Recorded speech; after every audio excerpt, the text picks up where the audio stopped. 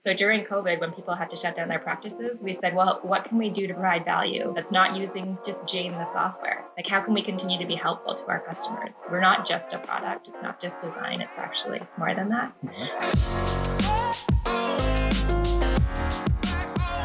All right, everybody. So as promised, I am here with Ali from Jane. We are going to break down a bunch of really practical information that you can utilize in your practice. You can take a look at the systems and processes and tools that you utilize each and every day and ultimately improve how you go about your clinic flow. And ultimately that leads into patient outcomes. Ali, thanks for coming on today. Oh, thanks for including me. You got it. So I want to pull everything back a little bit, reverse the timeline. What is your background? I'd love to know more about your journey in healthcare.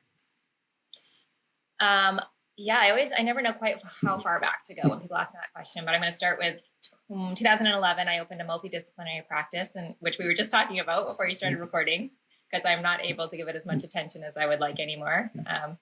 But so I opened a multidisciplinary practice. It's physio, chiro, massage, naturopath, midwives, acupuncturists, counselors. It's a little bit of everything.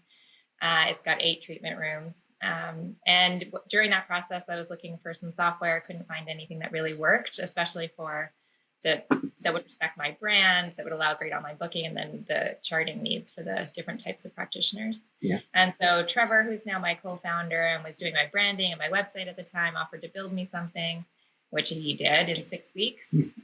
And then I just used that at my practice for about a year and a half.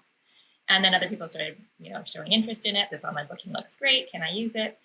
We partnered, and then in 2014, we launched it as a product that other people could license. So that's called Jane App. So now we run Jane App together as co-CEOs, and we're used by, tens of thousands of practices all around the world. So that's awesome. So I want to dive into a couple specifics there, because you made that sound super casual, and no big deal.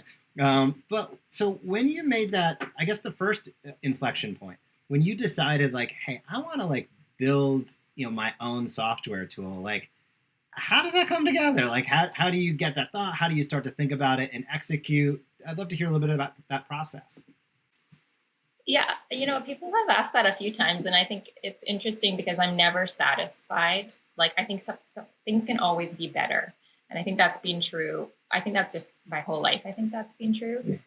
And so when I was looking at the softwares out there, I'm like, this could be better. And even now I feel that about Jane. I only see the negatives. We have a whole page of cafeteria reviews right now. And out of 100 stars, we've got 98 on the first page. The only thing I see? It's the other 2. I'm like, why didn't we get those 2?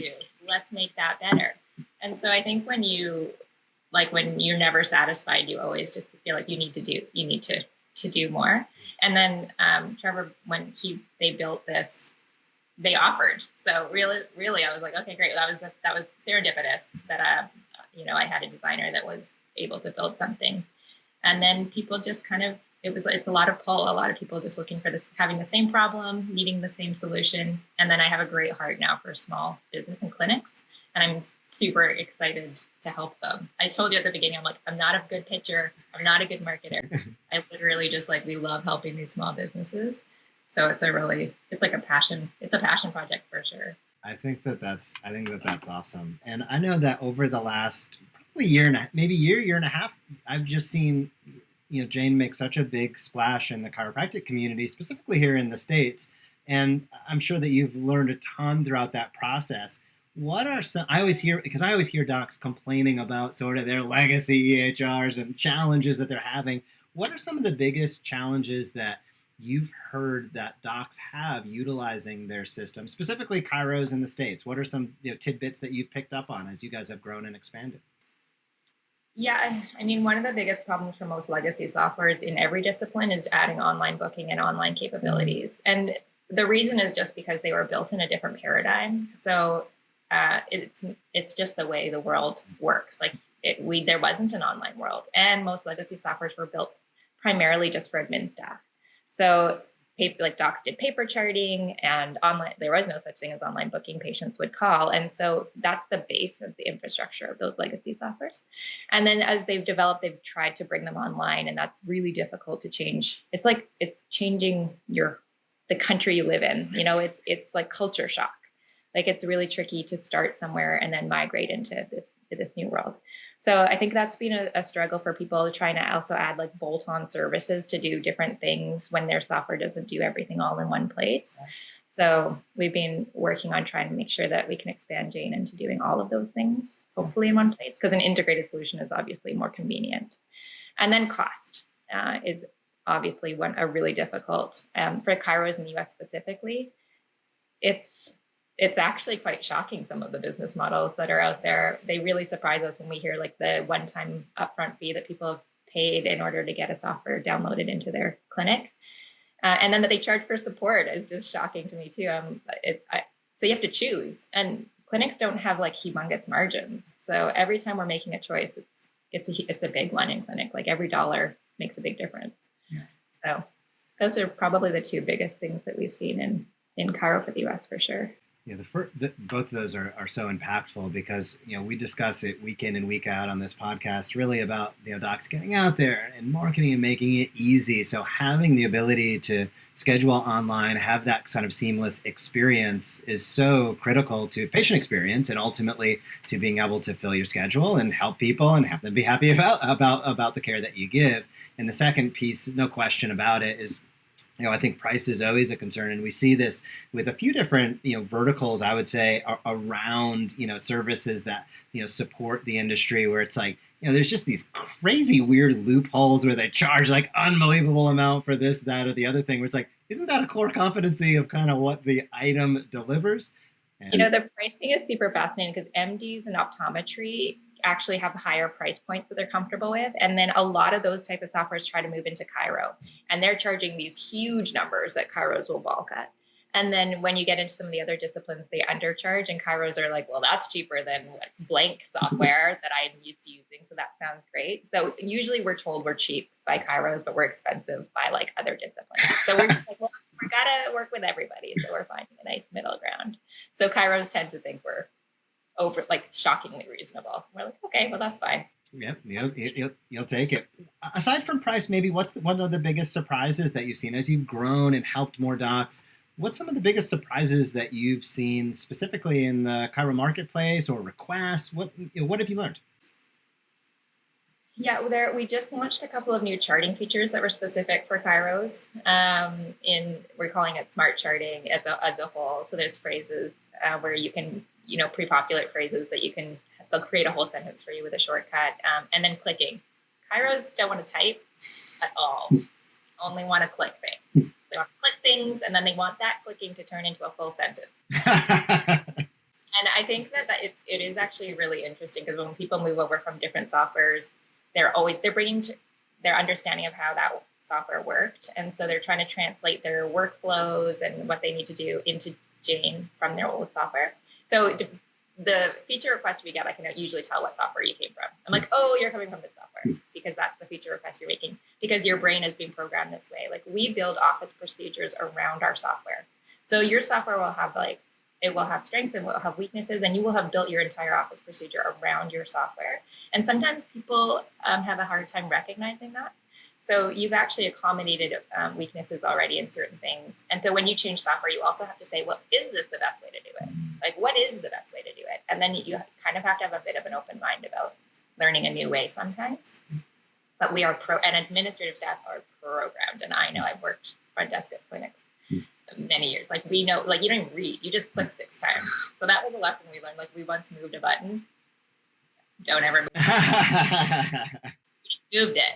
And people are like, oh my gosh, what happened? Like, because they're so used to muscle memory, they just click certain places on the screen. Like you can't move a button once you put a button somewhere.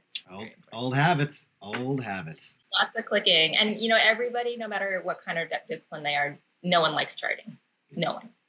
Do you like charting? No. Want to make it as seamless as possible.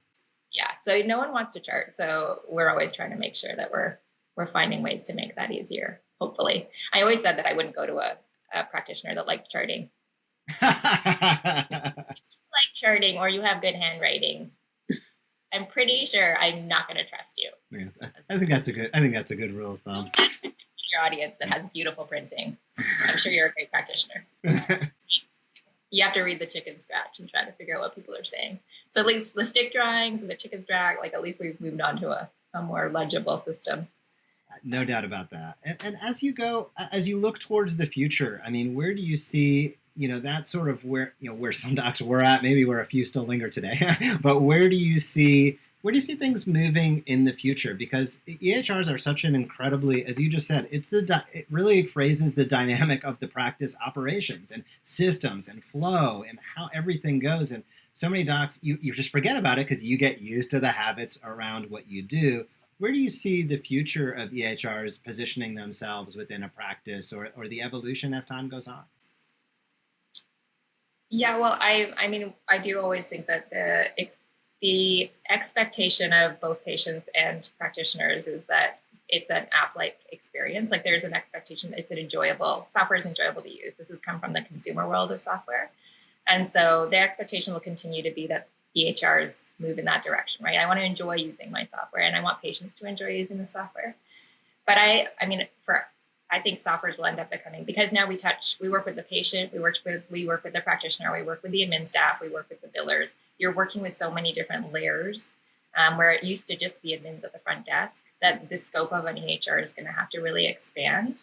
And what I found interesting about things like patient marketplaces, or, there's these different ways that people want to interact with the EHRs. Like we get requests for API integration from so many different softwares, which is fascinating because it's going to be your hub, but it will expand and allow like lots of tools to be interconnected. Patient privacy and data privacy is like a huge conversation to have about that. What do we do with the data we put in our EHR? But I think enjoyable use is going to be the future I do think enjoyable use is a huge part of the future. And then just simplicity. So allowing practices to do less admin work, obviously, is always the goal. Since no one likes admin work, no one likes charting, no one likes billing. All the things we offer. Make you like Jane, even though Jane does all the things you don't like to do. That's it. And that's a good way to put it. So, it's a great business model. I don't know. It's a great business to go into. We do all the things you don't like, and then we try to make it feel less awful. Do you and let's dive into that, because do you think that a lot of the benefits and I'll say is ultimate, like the goal is like joy with using the software? Do you think that that's more design driven or feature driven? So I am a huge believer in design solving all problems, and I am not the designer of Jane, so I think it's easy for me to say this. But whenever there's a problem, well, that's a design problem. Like if the customer does something wrong. So for example, today I had a customer who was saying, I can't find this patient in my database. Like they showed me a review that said they definitely had a visit that day. And then I went to try and help them. And I found the patient. And then I said, can you just show me your workflow where you're not able to find them? They're spelling the name wrong. And I was like, well, Jane should maybe do fuzzy, like that's a design problem. Mm-hmm. Like we could just do close matches show up on the list and not just exact matches. So I think every problem, like if onboarding is complicated, like every problem is actually a design problem at some level. So we have to pair our design with amazing support. Our amazing support buffers us from where Jane is weak, and then relational business. So we want to be a relational business. We had 2 years ago, we had a lot of problems with our servers. Like we were growing too fast for our servers. We were on our own. We hosted our own infrastructure, which we've now moved off of to a infrastructure that scales more rapidly with us. And we were having down every lunchtime. We would go down every lunchtime. And we had built like this relationship with our customers, and they were patient with us. And so for us, it's a whole, like it's not just design. It's everything. It's everything all together that makes the recipe of what makes like a practice management software that I think is worth being a part of. So during COVID, when people had to shut down their practices, we said, well, what can we do to provide value that's not using just Jane the software? Like, how can we continue to be helpful to our customers? We're not just a product. It's not just design. It's more than that. Mm-hmm. Well, I hope it's more than that. You should ask our customers, actually, probably that question as well. Is it just design? I don't know. I think it's a large part of it. I went off on there. Sorry. I think design is a very important piece, and you led exactly what I wanted to ask you about next, which is about Jane, the company, about the people, and about the culture. And I know that you guys have a pretty unique culture, and as we were talking before we hopped on, really, you don't you certainly don't do any cheesy advertising. You do very little advertising, if any at all, and everything is relationship based. So tell me more about that, and why is that so important to you? Because it's clearly a decision, right? This is clearly you built a culture within what you do with the people that you surrounded yourself with that is distinct and different, and that has a way that you go about your business, your priorities, and what you're looking to do and how you're looking to help people. Well, I think like everything relates back actually to small business and clinic ownership for me. And Trevor also is a small business owner. So when we lead the company together, we didn't know what a typical software company looked like. It doesn't look like Jane, we've learned, but we just created a company that was growing the same way our small business does, and the way that all your listeners grow their business. Like, you cannot build a business without being a relational person. Like, you can't treat your patients aren't going to recommend you if you're not capable of creating a human connection. And the same with your admin staff. Like, we're building out a whole bunch of training your admin staff because someone emailed in and was like, customer service is so amazing. Do you have any like materials you can send us for our front desk? And I'm like, yes, let's build that. That would be so helpful. So I'm super excited. We're going to build something out that'll help people train their admin staff. But a relational admin staff, or a relational practitioner, like, that's how you build a business. That's how you build a small business. And I feel like that's true for our customer base. Like, everybody wants relationship and they want real human connection. It's one of the things I'm fighting as we scale is the customer support voice. Hi, how can I help you? I'm like, I don't want that on the phones. I would like you to just say, this is a human being I'm talking to, and that's another human being, and let's just talk about, what's going on with your story. So our support is well received, but it's scaling something like that, keeping that human connection. Like, how clinics have a soul and they're part of their community in a way that is it's hard. I say soul, and I'm not like woo-woo usually about practices, but I'm like, every practice has a soul. I love visiting practices. I love seeing how you've set it up and how people are, just the feel. Like, you walk into a practice, it's got a feel. And I think that that's the same. You can scale that. We're trying to scale that. We're trying to make that it feel the same way. Like, we're just a big practice. Our customers are like your patients. And so how you would treat your patients, I want to treat our customers, and I want to build that into our community, invite people into our story. Yeah, it's all very relational, probably too much. Oh, I think that's really important. And there's so many docs out there that are building and growing a team, and you sort of alluded to it. But what's been the most challenging aspect of really building and growing an awesome team and keeping that cohesion and keeping those goals while having fun? And I don't know, what advice would you give for docs as they scale and build their team in order to keep that feel, to keep that culture that they're striving for? Yes, I sometimes wonder if going back and opening a practice now, having had this experience, would be different. Like, how would I do this different? I'm definitely like a more confident leader now than I was when I was running clinics. I'm also older. At the time, I was trying to manage a lot of people who are older than me, which is also its own challenge. But I think leadership and culture really do go hand in hand. Like, you set the tone for your practice, and so the way you show up is important. The way you show up in your own practice is important. I just read an article that I just actually put into our training about how, so you know this, emotions are contagious. But as a leader, it's especially important that you show up in a certain way. So you have a responsibility when you own a practice. But the hard part about being a practitioner owner is that you're practicing in the day and trying to run your practice around it. It's just, I have like deep empathy for this. It's evenings and weekends, and also clinic life is lonely and challenging in that if you have associates or admin staff, they don't always know or see, or you may not always feel like they appreciate all of that work.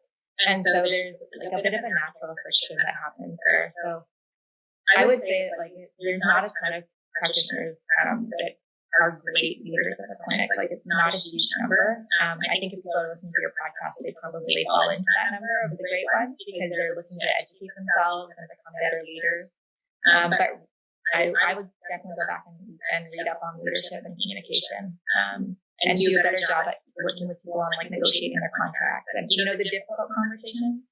I would work really hard on doing those better, being better at that.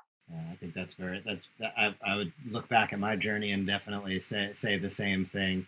I think there's infinite learning to be done, and the more that you can gather and understand how other people are doing things, the more that you're able to mold what works for you in your own style, and ultimately that creates and again furthers the relationships that you have when you're able to show up genuinely, when you're able to show up, and be the individual that others need you to be, and that you can be. And sometimes it takes a little bit of a learning process to discover, like, who am I? Like, what's my role here? I know. I will recommend the Harvard Business Review podcast as well. I don't know if you've ever listened to it. I haven't. They're wonderful. They're really easy to listen to. And then also Ben Horowitz's book, What You Do Is Who You Are. Yeah, I know exactly. Yes, yeah. You're close to the title, and yeah, I'll drop that in the show notes as well. Yeah. Yeah, that one I found actually really wonderful, just to thinking about like how to show up in a business. It was great. And then, yeah, there's so many. I mean, I've been listening to these podcasts all week, and I'm writing my all hands. We have to communicate to our whole company, and a lot of it is about some of these things I've heard on these podcasts recently. And then dealing with negatives is as powerful as dealing with positives. When you have negative feedback, how you respond to that is almost more powerful than how you respond to positive feedback. So I would also recommend working on taking criticism with grace, which I am not good at. I have a 24-hour cooling off period. I'm like, it's best if it's by email. I do a 24-hour cooling off period before I respond. Well, self-awareness, that's the most important. So what are you excited about as we come towards the close of 2020? What are some, I'm not asking you to let the cat out of the proverbial bag here, but what are some things that you have sort of on the product roadmap, or things that you're super excited about as we head into next year? What are some exciting either milestones or items that you're like, man, when we get here, I'm going to be jazzed, whether that's a product feature or whatever it might be? I'm always looking forward to the next. We're building out our roadmap for 2021, and we sent a survey out to a number of our customers. I don't know if any of your listeners or users responded to it, but we're about to send out some of the results from that. And we wanted to make sure that we really understood, like, what is your biggest business problem? And so we asked getting more patients in the door, or managing a packed wait list, or difficult insurance billing, or understanding your business with data. Like, we kind of had 5 things. And what do you think was the biggest problem? New patients. No, it was not. That was like bottom of the pack. Huh. I'm like, really? For most of you, getting new patients is your biggest problem? That's what we thought it was too. But most of the biggest problem that they wanted was understanding their business with data. Interesting. Yeah. Which we have a data analytics package we're about to release. We're like, great, we're already solved. Perfect. It's so cool. And then ratings and reviews is coming out too, which is also super cool. Reviews are challenging because a lot of people aren't allowed to publish or solicit public reviews, depending on your discipline. But the ratings part is awesome. I'm putting it in my clinic for sure, because it's just feedback. How was your treatment with this? We're going to word it, how was your experience? So it's kind of about the whole thing, but specific to the practitioner who you had a treatment with. And then you can just get a temperature check, like, how are all my practitioners doing in the clinic? And you can highlight problems. Some people don't come back because they're better, and they don't come back because they had a bad treatment. And so sometimes you haven't seen the difference. You don't know the difference. So we get ratings on our support emails, and I'm obsessed about it. Like, how's everyone doing? I'm obsessed with our numbers. I'm obsessed with everything. Clearly, I've been obsessed. But every day I'm checking. How happy are our customers? How happy are our customers? How happy are we feeling about this? So yeah, the data package and then ratings and reviews, I'm really excited about both of those that are coming out soon. And then we have a whole bunch of insurance integrations. It's a big part of Jane is making sure insurance integrations work, and every country is different. So we have teams that are working on different countries. Are your listeners all US? No, spread out. Yeah, it's probably about 80% US, 15% Canada, 5% Australia, and a couple percent spread throughout. It's like completely demographic based on chiropractic distribution. Yeah, great. That's amazing. I love that worldwide. It's a worldwide community, right? When you're part of like this. And actually, when my parents are both physical therapists, and when I was 12 or 11, we went to New Zealand on an exchange, and they just like traded practices with another physio. We lived Wow. and they took on their practice, and I think that's something you can do. So if you're a chiro, I think you can do that when the world opens up again, depending on I think the way that you're qualified in each country. But it was very cool. That is super. Yeah, that's awesome. Well, I will talk more about that because that's super cool. So. Super fun. I would recommend it. I've been back many times. I took my daughter to New Zealand like 2 years ago to see my friend that I met down there when I was 12. That we still remain friends. Wow, that's incredible. It changes your whole life, you know. I love that about. I think the path that life takes is so fascinating, and even the path that business takes is fascinating. Like I talk about Jane's course, like we're trying to climb a mountaintop, but the path is like a dark path. You can't see the way you're going to get there, but you know where you want to go. And every step is like you have a flashlight. You can see just a little bit further ahead on the path. And I think the business is like that too. Like Canopy was like that every step along the way of opening a practice. You're just saying yes to things and trying things. And it's amazing if you just try something. What the next step is like, it becomes more clear. So just take the first step. Take the first step. You never know where it's going to go. That is true. That is true. For any docs out there that are tuning in and maybe they've heard of Jane in the past, maybe they haven't. Where's the easiest place that they can go to learn more and check out the features, understand more if Jane is a great fit for their practice, and a lot of the tools that you brought up I think are so important. I'm kind of cutting in on an answer here, but the rating and review component of what you discussed, I think, is incredibly important because so many docs are blinded to what actually goes on, and they're seeing lagging indicators by the patient just didn't come in, right? And like, why didn't they? I have no idea. And being able to assess that proactively, I think, is really a big impact point and difference maker for so many docs out there. So I'll give a shout out for that because I think that that's so incredibly important to being able to accurately, manage what's going on and ensure that what you believe is happening and the experience that you hope to be providing is what's actually aligning with what's going on. And it's super hard. It's almost impossible to just guess it. It's really, you do need the data. And it's very pretty. So I'll plug the design. Nice. Although it's very pretty. The design of that's nice. And I did want to also mention the online booking, another stat from that is interesting about online booking, which is a feature I really do believe every clinic should have. Two things about it. One, we have stats that show that like 80% or like I can't get you an actual number because I'm totally making that up. A high percent number of appointments are booked at like 10 p.m. It's well after. Interesting. Because people go throughout their day, they're so busy. And this is one of the reasons I needed online booking so badly when I opened my practice. I'm like, I can't book an appointment until 10 p.m. I'm working all day. I've got 3 kids. I was like 8 months pregnant. I'm like, there's no way I'm getting to my own personal life until 10 p.m. And so I knew I would only be able to book, and I can't get on the phone. So someone calls me back. I don't have voicemail on my phone right now. It's turned off. You can't even leave me a Like, it's just horrible. So they book it that late at night, so that's when they get the time to do it. And so the Sunday night bookers, you miss the Monday appointments. By the time you get the message, you call them back, they book somewhere else. So I think online booking is actually an incredibly important tool. It really can build your practice, actually. I think it's shockingly difficult if you don't have online booking. Because people also do online research, they book.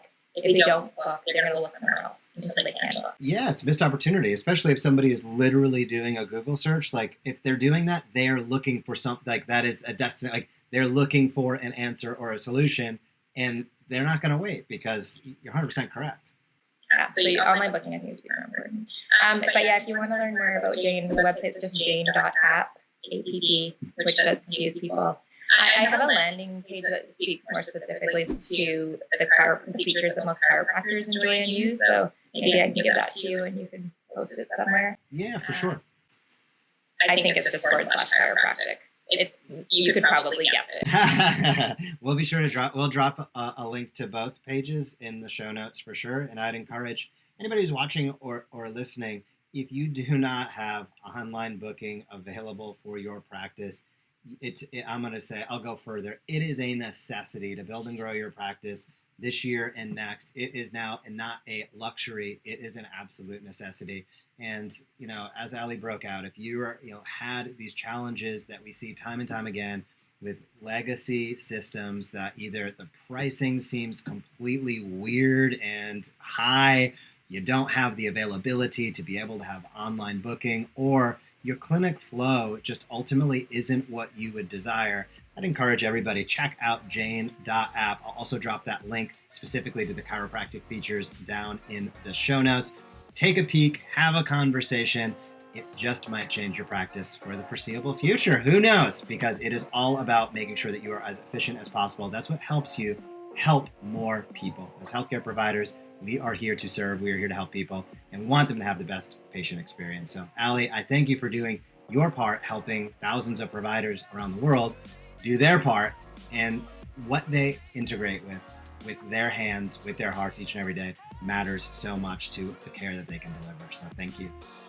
Thank you.